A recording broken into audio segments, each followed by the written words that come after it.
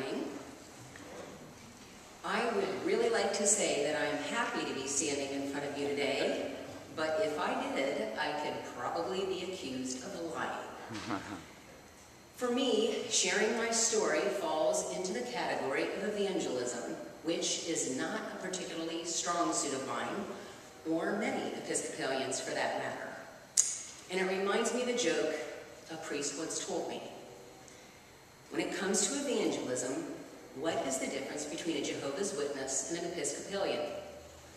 Well, both of them are happy to knock on your door, but when you answer, only one of them has something to say.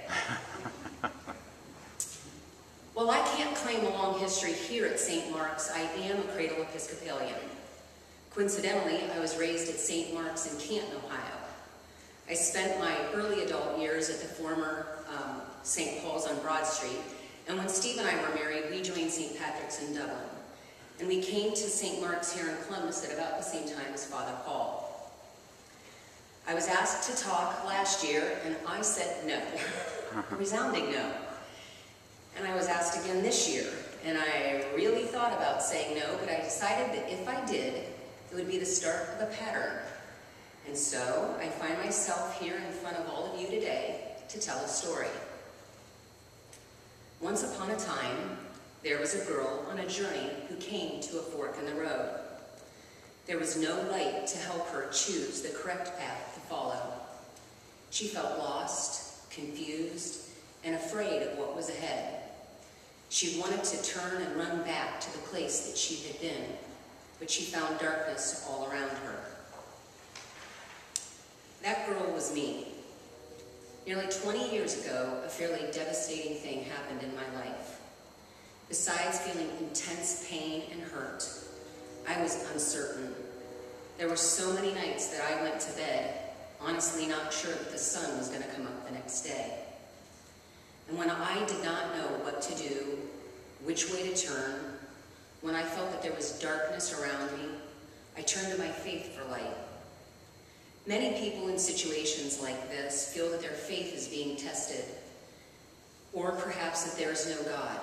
But at that time, I felt that my faith was all that I had left. So I turned to my church and I made an appointment with my priest, several appointments actually. In talking with him, I learned a new way to look at one of the fundamentals of our faith. I kept telling him that I wanted my old life back. And he taught me that by praying for restoration, I was not fully living my faith as a Christian. Because as Christians, we believe in resurrection.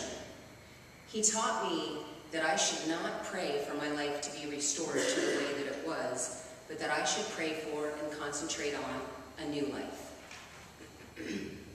Prior to this, I had always thought of resurrection in terms of life after death. But in talking to my priest, I learned that one can also be resurrected from life's circumstances.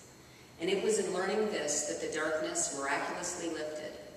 I felt hope, and I was able to concentrate on trusting that a new path would open up to me. I no longer felt like I wanted my old life back, and I concentrated less on the uncertainty of the future. I learned to trust my faith and know that when I didn't have the answers, it was okay. In short, my faith and my church saved me.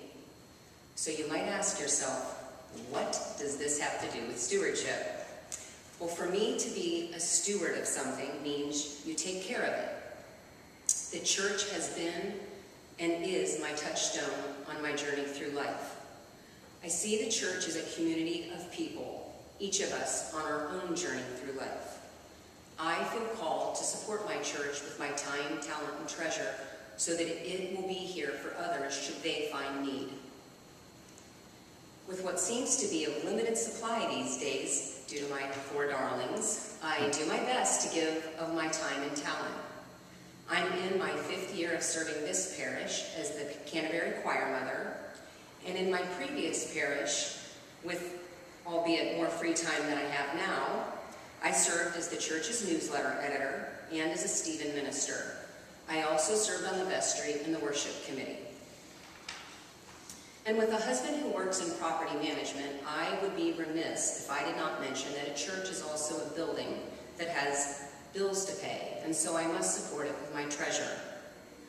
Bills like electric, phone, and gas. We all have those.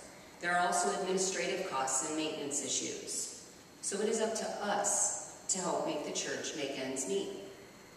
Today, we are called to decide what the church means to us and to support it with our time, talent, and treasure. You never know where your journey through life might take you. My hope is that St. Mark's will be here to be a beacon to light your path. I firmly believe that God will be here for each of us. It is our hope that the church will be as well, but that is up to us.